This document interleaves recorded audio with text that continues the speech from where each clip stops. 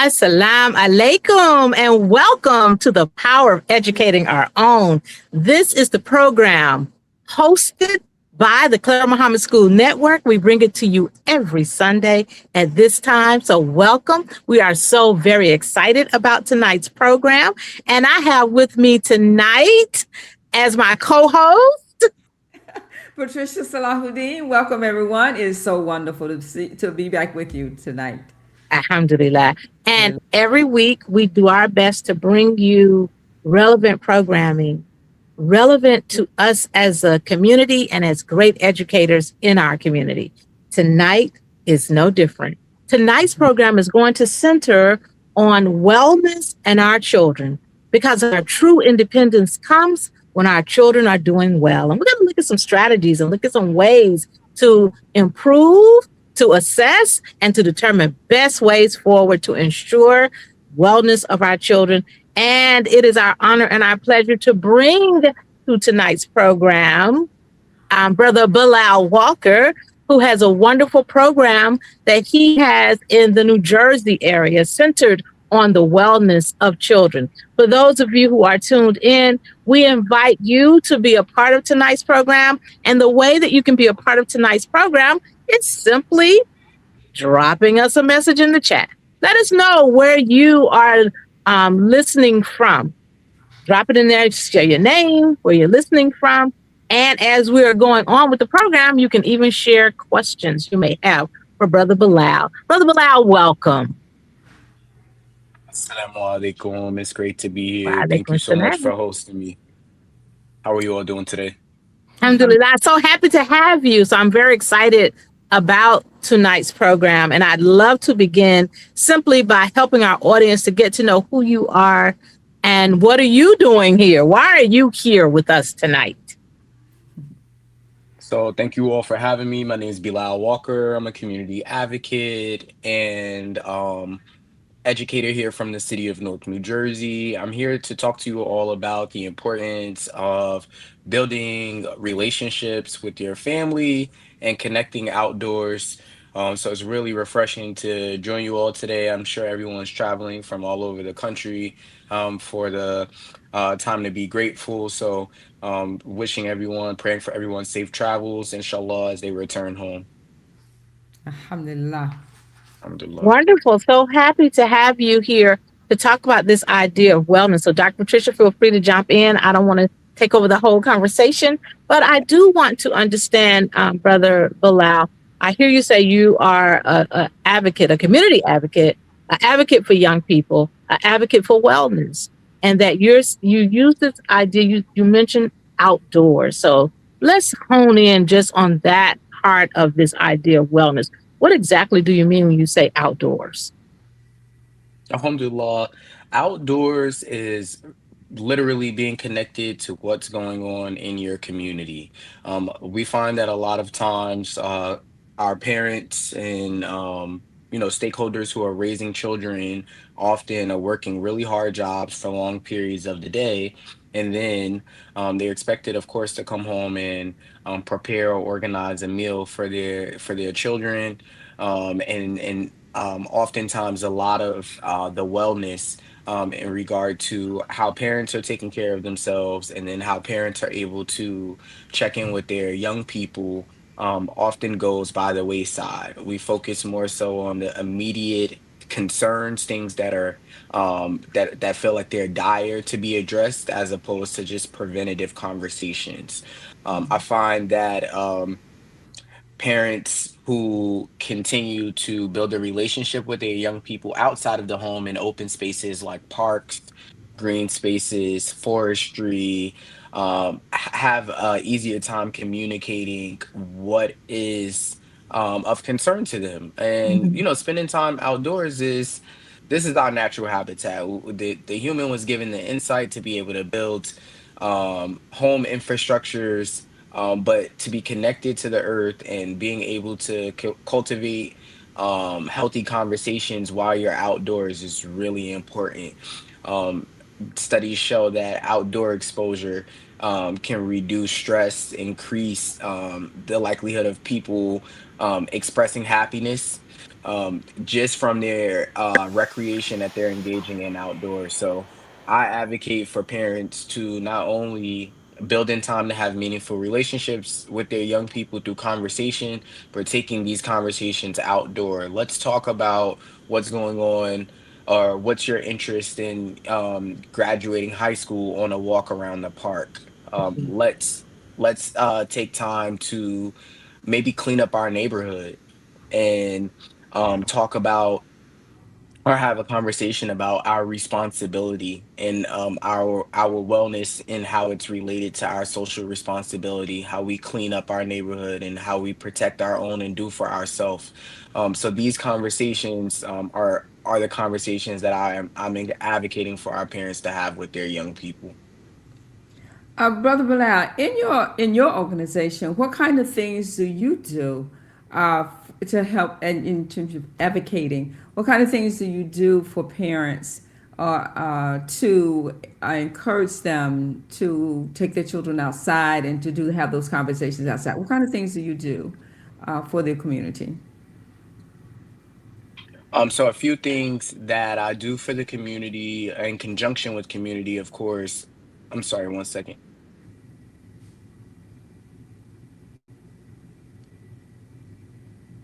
And while he's doing that, I would love to also hear from him Yeah.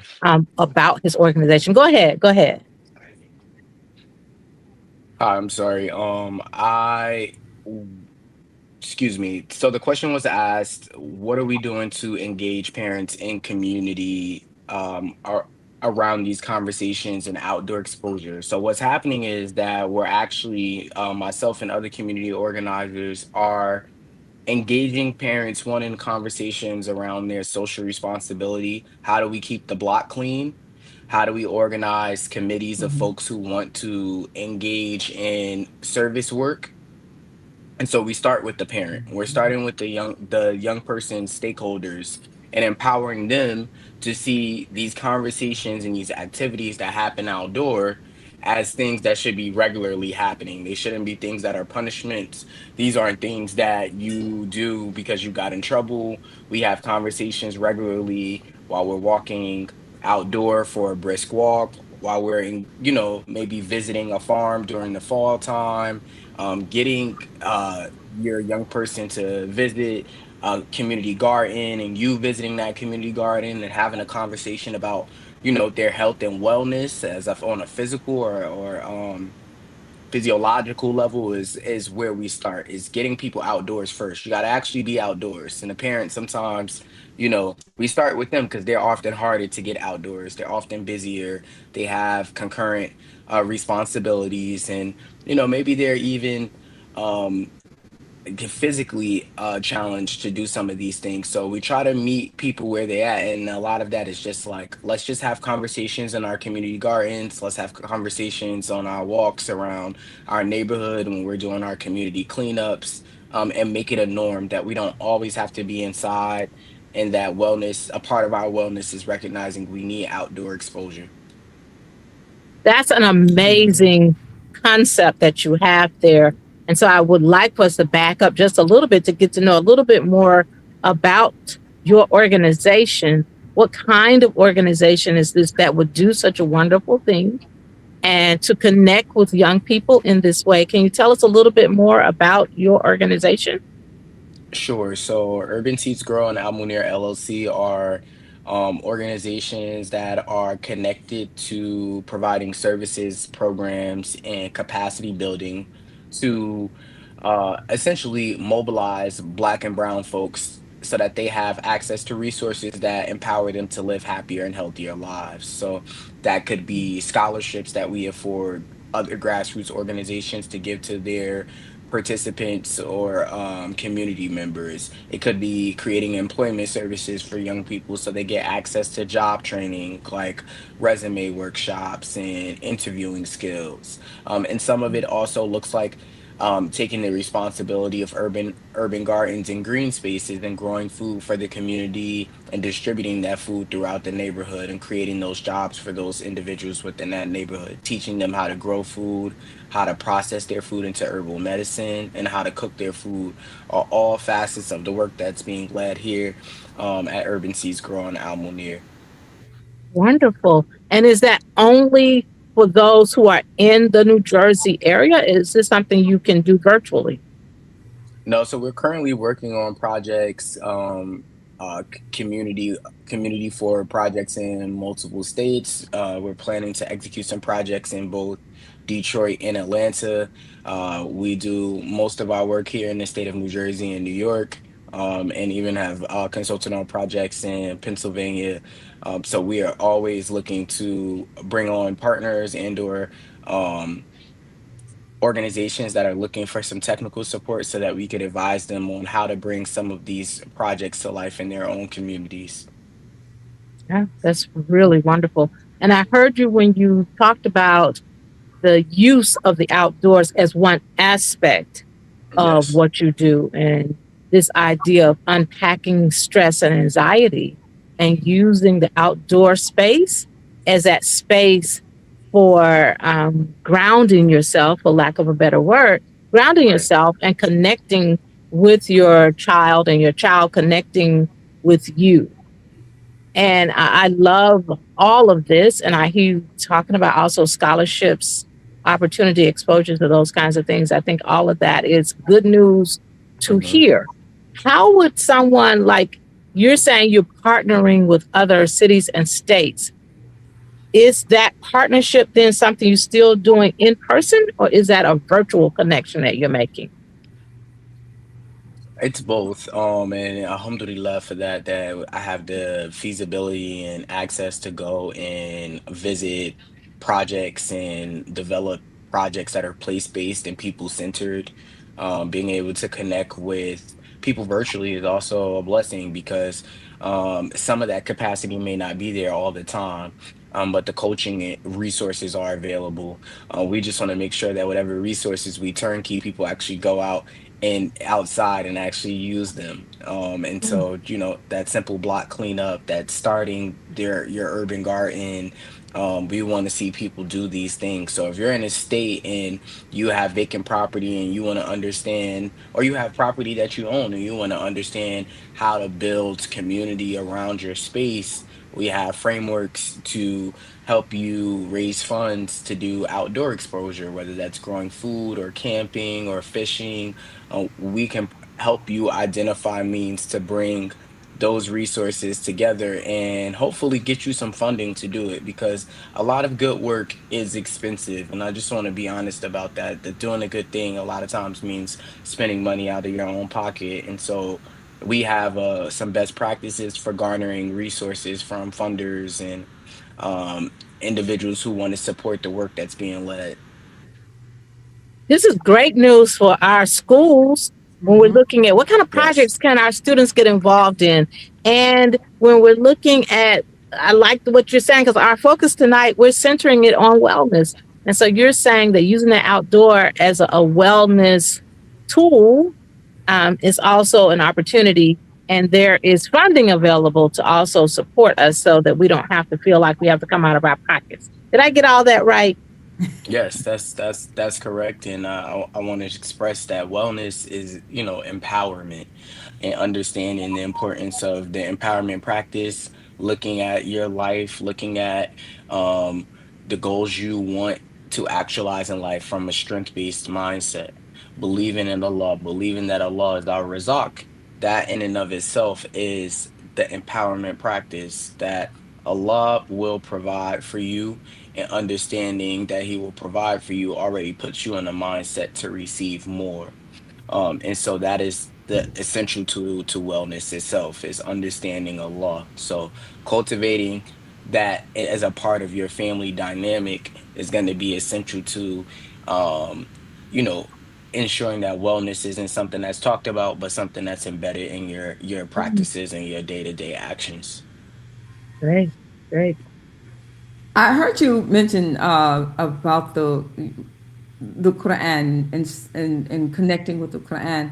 How do you get your what kind of things do you do for your parents or the people in the community in regards to Quranic connection and making that connection to the outdoors? Yes, one of the many things that I've done as a public and charter school educator is because I've never taught at Islamic schools, but alhamdulillah, I'm in a state where there are tons of Islamic schools and masjids. So connecting parents and stakeholders to masjids, making sure they understand what is available through the services at the masjid is really important, and that they feel that they have community in the masjid or masjids, because you don't have to only attend one masjid. You can go and get services and be a part of multiple masjid communities. So ensuring that the parents themselves are in a space to feel empowered, and recognize that, hey, like, I need guidance from Allah in order for me to be receptive to how I'm going to be in a healthy space with my family. A lot of this work has to start with the parent. The wellness is the parent's responsibility to teach the child, and the child must learn to nurture it by observing the behavior of the parent. And so the outdoor exposure is a means for the young person and the parent to marvel at the creation of Allah, and to seek to understand why they are not only to seek to understand why they are in the place that they are in life, but to make the most of that position and statement, and to make the most of that, to make the most of the life that they have, is essentially them understanding wellness is that there will be ebbs and flows, and there will be moments in our life where things are harder than times when they are easier, but wellness itself is recognizing the duality. So looking for the duality in the night and day. And, we see that the Allah mentions that multiple times to us, and having us reflect on nature in and of itself, through multiple ayah in the Quran. Yeah. Sister Wonderful. Sister Quran, our second guest is in the waiting room in the backstage area. Oh, okay. Yes. So, ladies and gentlemen, we are honored to bring also to the screen someone you have met before, and we've talked before about designing spaces for young people and their wellness. And we are happy to bring now her to the stage, Sister Aida Akil. Assalamualaikum. Wa alaikum Alaikum assalam and salam. welcome.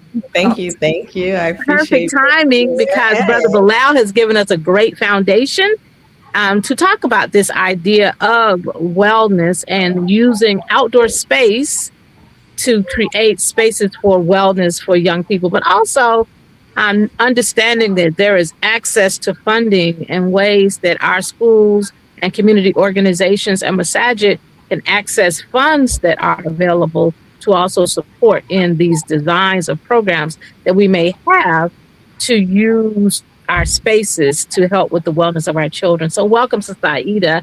And I have some more questions for Brother Bilal, but I want to go ahead and welcome you and let you introduce yourself to our audience to help our audience understand what you do when we talk about centering wellness for our children. Okay, alhamdulillah. Thank you so much. I was listening to Brother Bilal and him speak about, having outdoors and making sure that's a part of wellness. And believe it or not, as far as the interior design goes, I believe you have to bring the outdoors in order to really feel integrated. We don't Mhm. live in caves, so we have to be able to feel as if we're a part of the nature. We spend a lot of time inside. And so we want to make sure that we are, bringing the outdoors in, and that's a part of the wellness. So, alhamdulillah, I'm so happy to be here. Like Sister Quran said, my name is Aida Akil. I'm an interior wellness designer. And the philosophy behind interior wellness is that interior design is more than just what you see, it's a feeling. And so the way that you feel in a space, it can actually impact your physical and mental well-being. And so I look at design as not something that is extra or luxurious. I look at it as something that is necessary for us to feel whole. I think studies say that, humans, the average human, especially in the United States, spends 80% of their time inside. And so, whether that be their homes, their schools, their workplaces. And so, why not make sure that those spaces that we're spending a vast majority of our life in reflect us, make us feel whole, and are part of wellness in general? Love it. For those who just tuned in, you are watching The Power of Educating Our Own, a program hosted by the Clara Mohammed School Network, a network that includes about 20 schools all over the United States and Bermuda. And we are welcoming you to our program and invite you to drop into the chat where you are watching us from and any questions you may have for our guests. So thank you, Sister Aida, for laying that foundation for us. And when we look at this idea of, I heard what you said about 80% of our time is spent indoors. Yes. And, unfortunately, in today's time, we have more and more of our young people feeling stress, feeling anxiety, and feeling sad and depressed. And so we have the responsibility as the adults in our children's lives to help ground them, to help them to understand how to come out of that feeling and that state of sadness, depression, anxiety, or whatever it is they may be feeling, or even to head it off. Because sometimes just this exposure that you're talking about can head off some of those experiences. So I'm curious to know, I'm going to ask you first, and then Brother Bilal, I would love for you to also chime in with this. What elements for you, Sister Aida, of interior design, such as light, color, layout, and all of that, most supports children's emotional and mental wellness? And then the same thing when we talk about the outdoors, how do we then look at what kinds of things we do outdoors? Where are we going outdoors? And how does that look even for what we're doing? So I'm going to start with you, Sister Aida, and then go to you, Brother Bilal. Yeah, so I think I want to, when it comes to children and designing for spaces, those are some of the funnest spaces I like to design for, just because it allows for imagination, creativity, outside of the box thinking. I think the biggest thing for them is that they feel as if they have a space. They feel like they have some sort of stake, or they're a part of the design process. So as adults, sometimes it can feel really frustrating if they want to put a blue, comforter, and that just doesn't go with your design scheme, right? But it's really important for them to have something. Okay, so even if they're picking out a wall color, or they pick out the color of their bed, or something interchangeable like pillows or throws, for them to feel as if this space is a part of them, right? I think everybody should have some sort of ownership in their space, even if we're talking about children, right? And so, not to say that, there can be like, this is my space, don't come in type of thing, but that they feel as if their personality, they had a stake in it. They felt like, okay, this is something that I, have. The second part of that is not necessarily a design aspect, but something that is a part of design, which is cleanliness and decluttering. I think that I always say a cluttered space is a cluttered mind. So when children go into a space and it's very cluttered, it's hard for them to kind of get their thoughts, like you're looking at chaos all the time. Like that is what clutter is. So when you're looking at chaos all the time, it's hard for you to really kind of allow your brain to be able to process that, because you're in a constant state of like frustration and stress and anxiety, whether you know it or not, because you're constantly looking at these little things that are cluttered all over the space, and you naturally don't like that. Most people don't like, it's just innately, we don't like that feeling. So we want to make sure that those two aspects when it comes to children and interior design are there. So that's kind of where I'm at with that. Great, thank you, Brother Bilal. Then how does the outdoor wellness experience center on what we do out there, and how does it look? Wow, I think uh I think it's multi-layered, as Sister Aida shared. We want to make sure that we're cultivating like waters, greenery, like foliage inside of our home. It just helps with the aeration in general, and again helps us to reflect on on the creation of Allah itself, because we're literally watching things grow. So like I feel that it's really beneficial for young people to watch the evolution of plant life happen. I think it's tons to document, to reflect on, to question. And then I've always been a big proponent of water activity. I know that historically our community has been on two different sides of the spectrum. A lot of times people are black or brown folks are either extremely passionate about our connection to water, or they're not so much. And so you see programs like Outdoor Afro who are creating access to swimming lessons and teaching folks how to interact with the water in a responsible and conscious way is something that I will hold in high regard. So it could be fishing, it could be swimming, it could be canoeing, but I really think for our communities in particular, or either just sitting by the ocean or the river and sitting in deep reflection, I would really say to lift up the presence of like aqua related activities. And then food always is something really important for us to consider. Engaging at a farm, going to a farm, engaging in farm to table eating, growing your own crops or plants.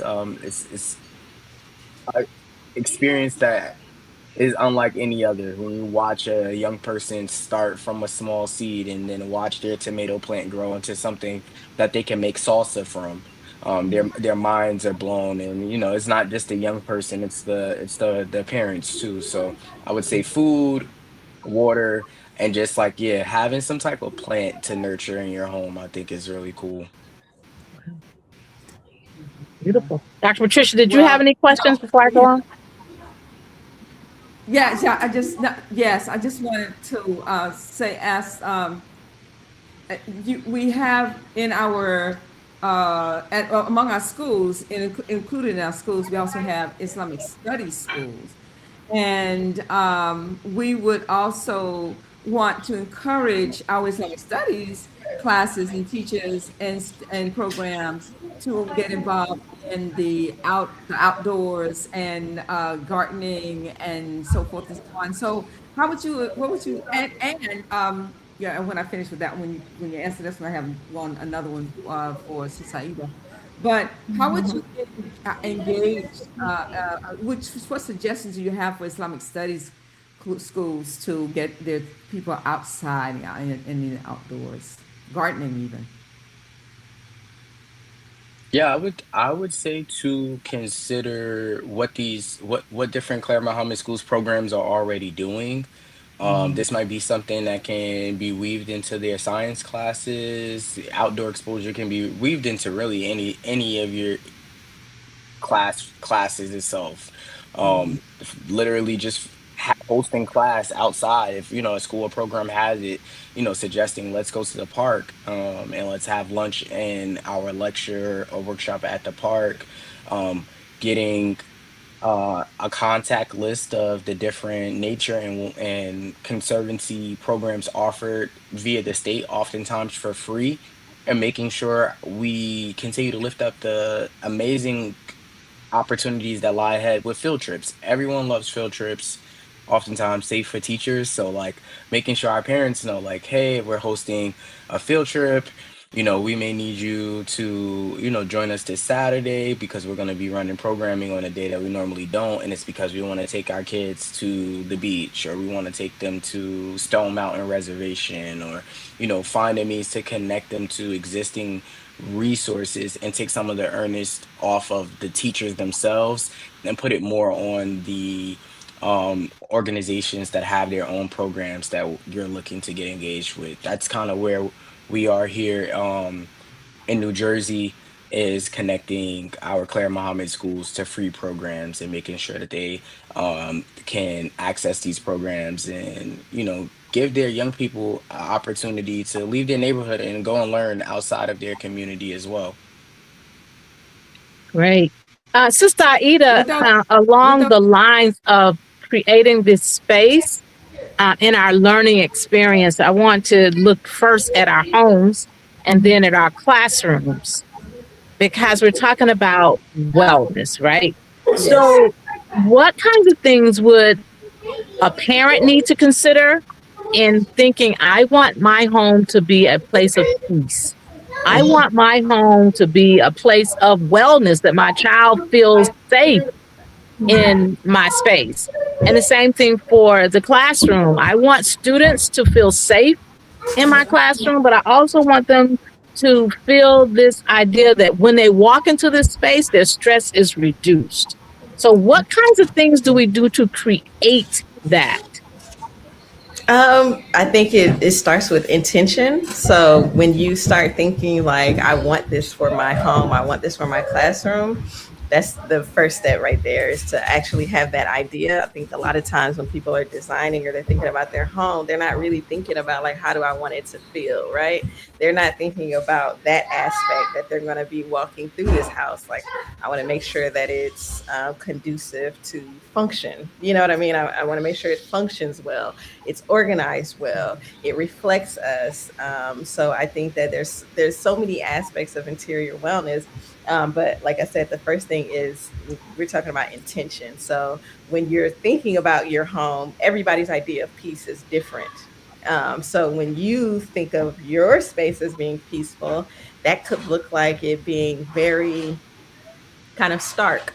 So white walls and, woods and things like that. That might be your idea of peace. Someone else might think of like ocean colors and the beach as something that's peaceful. So then you might want to start bringing in those type of textures and also those type of colors. So it's very personal. That's what I want to stress, that each person's space is very personal, and you can't flip through a magazine and say, aha, there it is. Because that's a showroom. That's meant to be a general space. Your space should be, I should go in your space and understand who you are a little bit without ever knowing you, not in any way. I should understand who you are, by that. So for me, it's that intentionality with making sure that you're asking yourself, how does my family function? My family, I have a family of six. So no, I'm not going to buy a couch that can only sit three. Just little things like that. Just making sure that you are accommodating everyone in the home.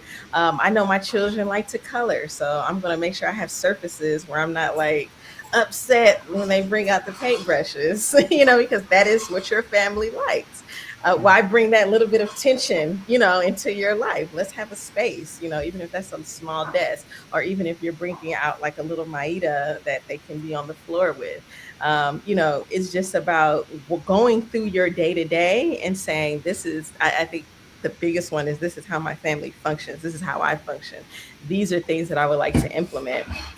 For Muslims, I implore you to have a dedicated space for prayer. There should be a space that your children know they can go to. This is a space that should be decluttered. This is a space that should remain clean. It should be comfortable, and it should accommodate everyone in the home. This is a space that they can come to kind of recenter, a space where they can always rely on, whether that's in congregational prayer or prayer for themselves. So, like I said, each space is going to be very unique. I think it's just, what do I feel is a space that is peaceful? How do I want to show that peacefulness within my space? Wow, amazing. Brother Bilal, on the same line of thinking, I'm wondering, how can schools, masajid, and community organizations reimagine their outdoor spaces such that they have these spaces that could be classrooms, outdoor classrooms, healing spaces, and places of growth? What does that reimagining could look like? For some reason, you're on mute. We don't hear you. That reimagining looks like dispelling the ideas of what educators are and who they are, and understanding that we have a wealth of educators in our homes who have a ton of knowledge, who want to be lifted up, recognizing that there are folks at the intersections of like justice, and different manners. who believe in the power of alternative education like we do, and who are able and willing, when contacted, to come into schools and provide them with curriculum and give them oversight and some coaching into how to bring some of these activities to life. So it's knowing the landscape. Clara Mohammed Schools Network, we're already, a niche community. So I feel like us, putting additional emphasis on, let's lift up the folks within our community who we know already do these things, and let's position them so that they can actually coach us so that we can lead as well. I think it's really important, playing to our strengths and also not being too afraid to consider folks who don't look like us maybe coming into community and offering their resources. And with the proper guidance, I feel like that's it's what we're owed. It's what we're entitled to. If these are state resources, if these are local resources, and they're offered by folks who don't look like us, so long as they understand how they need to show up when we need them, I think we should leverage them as much as possible too. So just strengthening the knowledge of who we have at the table, and being open and willing to see, if we don't know who's at the table, who's interested in being at the table, because there's more than enough space for all Mm, of us. Alhamdulillah. I love that. Dr. Patricia, did you have any questions before I move on? Yes, I just wanted to ask, are there any, Brother Bilal, could you share with us at least one success story, one of those wins that you've had in your work with the community, or with getting people outside, or working with a school, or working with parents? Just give us one of your success stories.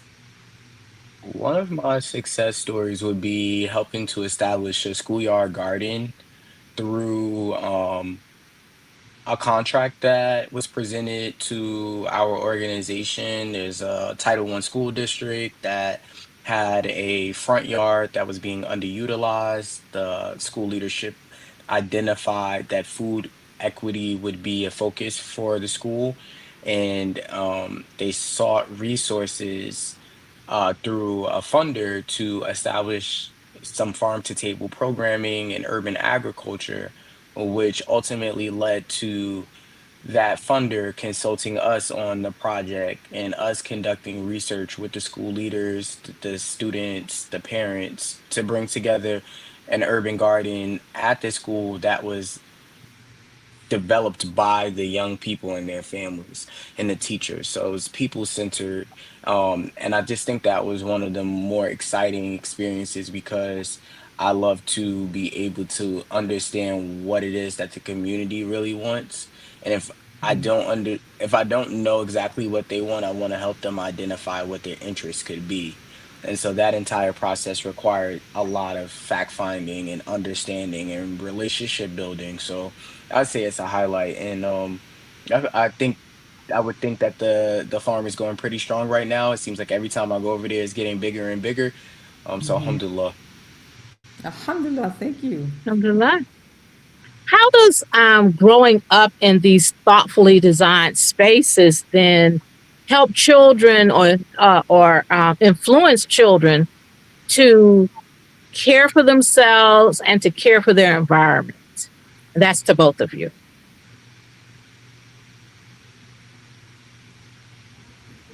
I can go.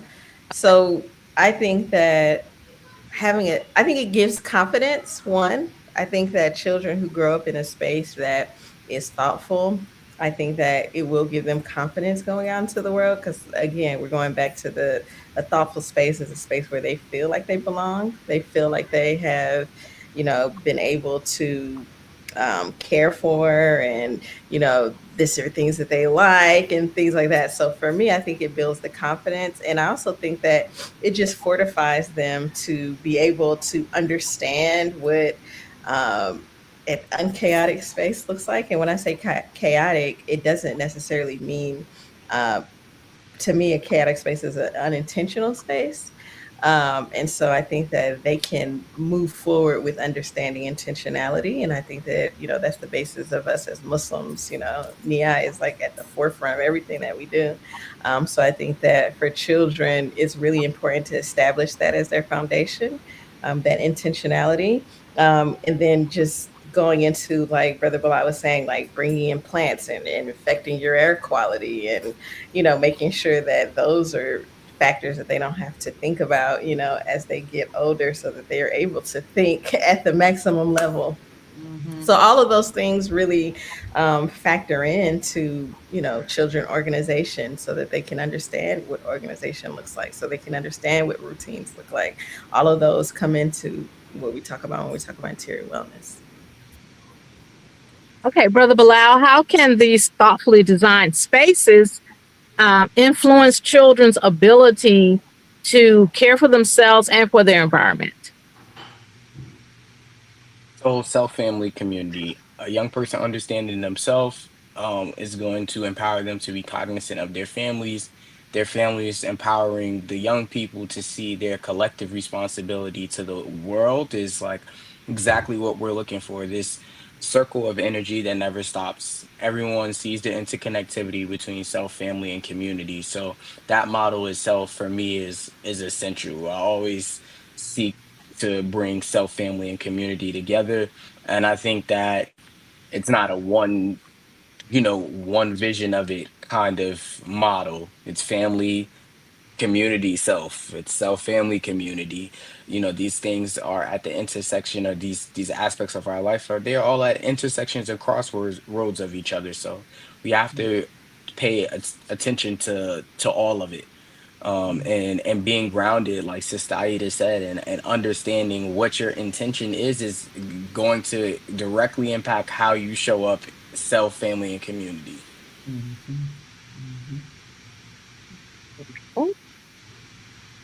And so, with when we're looking at what we're doing to declutter our spaces, to ensure that we are helping children to ground themselves, help them to understand themselves by seeing themselves in these spaces, and then we're getting them outdoors and helping them to. I heard you say we do cleanup in the community, so it's not just walking the grounds. Mm, And I heard you say, let's sit by the beach. So it's a variety of things that can happen.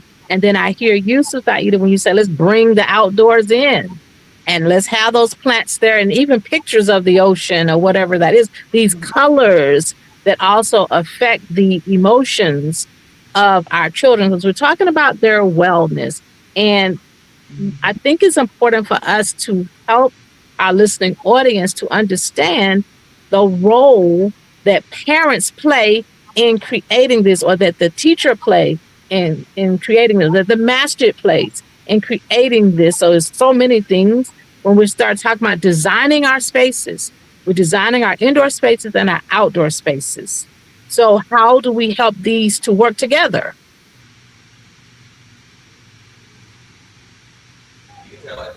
Well, again, I'll just stress how much I believe in bringing the outdoors in. Like, I think that's like a really big part of it.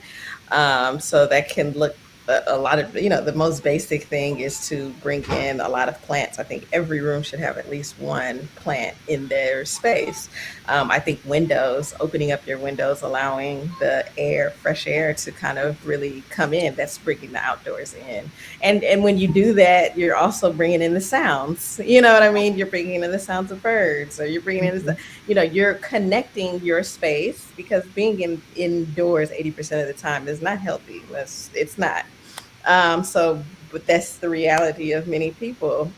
So we have to do everything that we can in order to bring those outdoor in, even having like a small, like little herb garden in your windowsill.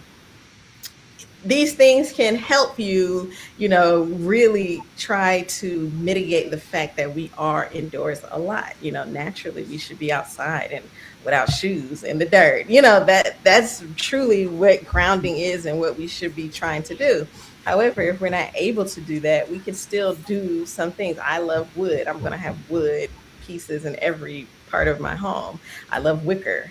I love to, bring in all of these different type of natural things, because it's also a sensory thing as well. So I'm touching the natural things. I know people have like those salt rocks and all of those different things that they can do in order to bring those indoors, the outdoors indoors. because it's important that we have a symbiotic relationship when it comes to Mhm. the indoor and outdoor. It's not like, well, I'm gonna just, close myself in and do that. No, you have to be able to have those outdoor elements as well within your space. Lighting is really crucial. Like I said, some people don't open their blinds, just to kind of allow that sunlight to come in. So if that's the habit, like you're not ever opening your blinds, you're only just clicking on the light every day, then just try to do a small thing of just opening your blinds every day, allowing the sunlight to come in and having that natural thing. If the weather is nice, open up your windows, just to allow for that fresh air to come in. Having those natural elements are always important as well. I Uh, have a question for, go ahead, Dr. Patricia. well, yeah, I just want to say that the bringing the outdoor indoor, and the kind of things that you do for the interior of a classroom or a bedroom or a room. How do you get your ideas, Saida? Because you did something for shout out to you. We did something for my classroom, and I am so grateful for it. And it was just beautiful when it was finished and the children came in. They were like, and they really. And I said, well, how do you feel? And they said, peaceful. It's peaceful. And they looked at the wall and the accent wall, and they said, well, that should be all over. You put the accent. They want the accent all over the place. But I just wanted to ask this question: where do the ideas come from, and how do you make that connection for your clients? Yeah, I'm a big inspiration person, so I'm constantly looking at things to get inspiration from. So I'm going to be on different websites like Pinterest or all of those just to get inspiration. And then after speaking to you, I got an understanding of what you were going for. So I it's hand in hand with making sure that a client or someone who wants to come to me for advice, I understand what you're doing. Like, okay, I have a classroom with children. Here's an issue that I'm having. I feel like this space is a little dark. How do we brighten it up, freshen up, And so because I've done spaces, I kind of understand some of the challenges, especially with our spaces. It's usually, we have space challenges. We might not have enough windows. We might have construction that is not the newest. So, how do we overcome some of those issues? So, for me, I have to understand the challenges of each room, each space, each client. And then, like I said, I'm constantly trying to get inspiration. So, that might be, looking at things in nature, like, oh, wow, I love the way that, the tree has those different colors. Well, let's try to bring some of those in. Or I love the way that the sky looks at Maghrib time. So I'm going to bring in orange and blue in these because I know that naturally those go together. So for me, I'm always going to start with color. Color is like the biggest thing that I'm going to start with. So once I have an idea of color, then things just kind of roll into place. Alhamdulillah. Alhamdulillah. And Brother Bilal, I know you need to hop off. So I would love to give you this time to give any closing comments that you have for our audience, as well as a way for them to connect for those who are interested in bringing this idea of the outdoor wellness to their city or state or school. Yes. So I would share that from Allah we were created and to Allah we shall return. We got to be connected to the earth because that is a part of our makeup. And so fearing it, I think isn't helping us. We got to build those relationships with the animals, build our relationship with that urban land, that rural land, and keep ourselves receptive to spending more time outdoors and bringing, even though we're going outdoors now more, we want to bring that outdoor expression and vibe indoor, like Sister Aida said, so that we still cultivate that energy inside the house. And I'm adding my emails here to the chat, and Sister Karan and Sister Patricia, you have my contact information. Sister Aida, it's great to meet you. I would love to learn more about your work. You all feel free to reach out to me as necessary. Thank you so much for joining us. We've learned a lot from you, and I feel like we've benefited from this experience. And I pray that our listening audience has also learned and benefited and will take full advantage of the opportunities that you are presenting to us. Thank you. Inshallah. And to our listening audience, you are listening to The Power of Educating Our Own, which is hosted by the Clara Mohammed School Network. You just heard from Bilal Walker, who shared with us ways to use the outdoors for wellness. But he also has a wonderful program that allows us to take advantage of funding that we can use in our schools, masajid, and community organizations as we look at using the outdoors and whatever things are available to us to build upon the wellness of our children, especially children of color. And now we will continue our conversation with Sister Aida Akil, who was talking about interior spaces. And I had a question as you were talking, and we have been talking about centering wellness and about ensuring that these spaces that we provide for our children, whether outdoors or indoors, are spaces that create peace, spaces that create calm, spaces that allow children to be able to explore and to use what Allah has given them and be grounded in that. I'm wondering, as parents and educators, when we've done some of these things that you have talked about, that Brother Bilal talked about, what kinds of things do we observe to know that it's working or that we need to pivot and we may need to adjust what we're doing? What should we be observing? I think the first thing you should observe is how you feel in this space. So if at all you're feeling agitated or stressful, something is awry. And that could be a myriad of things. It could be that it's not functioning properly. Like, I have these keys. So, for example, you come into your house and you have these keys, and every morning you're looking for your keys. Well, you need to have something by your door to set your keys, just something as simple as that. But you don't understand just that stress that you are putting yourself into every single day, because you coming in, you have groceries, you have this. And so then these keys are everywhere. So if you are going throughout your normal day and there's a stressor, then you need to figure out what's going on. If you're feeling a little bit sluggish in your home, and you're not feeling sluggish, let's say you go to work and I don't feel this same sluggishness. Why do I feel this same sluggishness when I get home? Your air quality might be poor. You might need to invest in an air filter. You might need to check your air vents to make sure that they are cleaned out and properly done. You might need to make sure you don't have mold or mildew in your spaces. All of these things could potentially make you feel tired or anything like that. If you come in and you're like, man, I really need to paint that wall, and you just haven't done it. Those are little things that are making you feel anxious. And why have those anxiety inducing things in your home when your home is supposed to be your retreat? It's supposed to be the place that you kind of go and kind of lay all of that down. If you look around and you don't necessarily have to have pictures of people, but you look around and you don't have anything that's personal in your space. It's like it's a model home. Like, no one can tell who you are from that home. That's going to bring a little bit of stress. Why? Because you feel like likely that this might be not be your home. So, for example, this happens a lot when people are renting. They don't want to put up things. They might not want to put the holes in the wall. They don't want to paint because they understand that, hey, I'm going to have to redo this. You have to do it.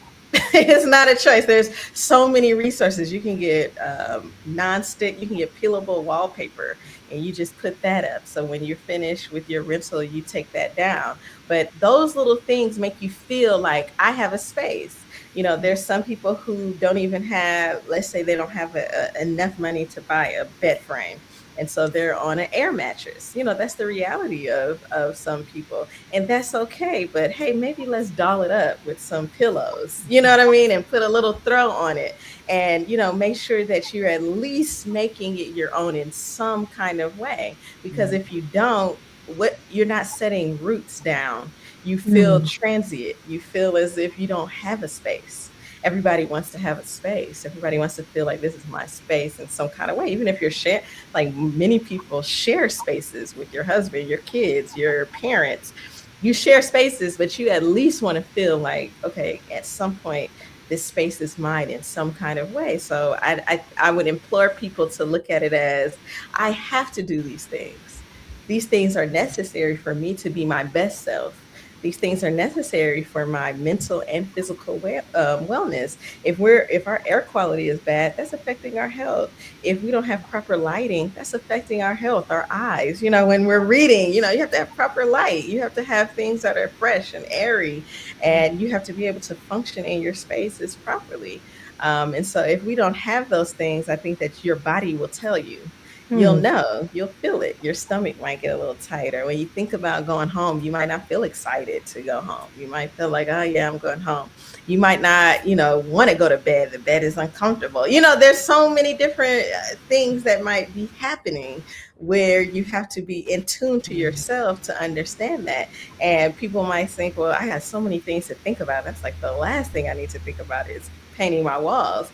Well, I understand that's the reality of things, but it actually should be a priority, Hmm. because we all need to have a space where we can decompress and unwind. I love that for the adults. What do adults do in observing the children who are accessing these spaces that we are creating? What should we be looking for in them to make sure that it's working for them? Yeah, we should be looking for a similar, if uh I don't know if you've ever been to a hotel with children. The first thing they do is say, wow, they're excited. Like, so bring that excitement to the children. Say, today we're going to go look for some new pillows for you and we're going to install those pillows. And they're like, wow, that's making my space so much. And you can explain it to them. Now you have a space that's more comfortable. Now you have a space that is just for you. We make sure that your bed is a color that you love so that inshallah you have better dreams tonight. Anything like that children are easily, you can excite children easily. Do that for your children and you'll see the effects. You might see that they really love that pillow. They're making up their bed like extra special. Like I tell my children, I say, get your bedroom hotel ready. Like they understand what that means. That bed should be nice, like so that you can give yourself that gift of coming into a space that feels nice and it Alhamdulillah. smells good, and they get excited like, yeah, I feel comfortable in my space. And I think that the best thing you can do is have this open dialogue with your children, especially if they're like 8 and above. You can for sure ask them, well, what don't you like in your space? How can we improve your space? Here's a plant. I want you to be in charge of that. You know what I mean? I want to see how I that love it. plant grows. And you can talk to them when you have little toddlers. You can see, are they able to move in the space without you? Do they know where Mm, to go and get the cups and the things? Do they know where to go when it's time for prayer? Do they know what to do and to find their clothes and things like that? You look at them to see, like, how are they moving in the space? Are they moving with ease? Do I have to guide them every step of the way? Are things changing a lot so they feel kind of like, I don't know, I don't know where my pajamas are today. So you would look at the ones who may not be able to express themselves. How easily are they moving within that space? mhm. Mhm, mhm. Wonderful. Dr. Patricia, did you have any questions before we close out? No, no questions. Just wanted to let everyone know that Sister Aida does an excellent job of creating spaces, and she helped me to create a space for my classroom and my Islamic studies class. And the students really enjoyed the colors that she chose for us. And I even went and I looked the colors up, and I saw that the colors she gave us one color was called Sky High, and Hmm. that color, yes, that color is it represents the highest level of the sky, which represents the spirituality of the human being, and then the lowest level of the sky represents the material world. And but she gave me Sky High, which was highest level, which was the spiritual world, the Alhamdulillah. spiritual level. And then she gave me Bip side, uptide. And Hmm. uptide represents the ocean.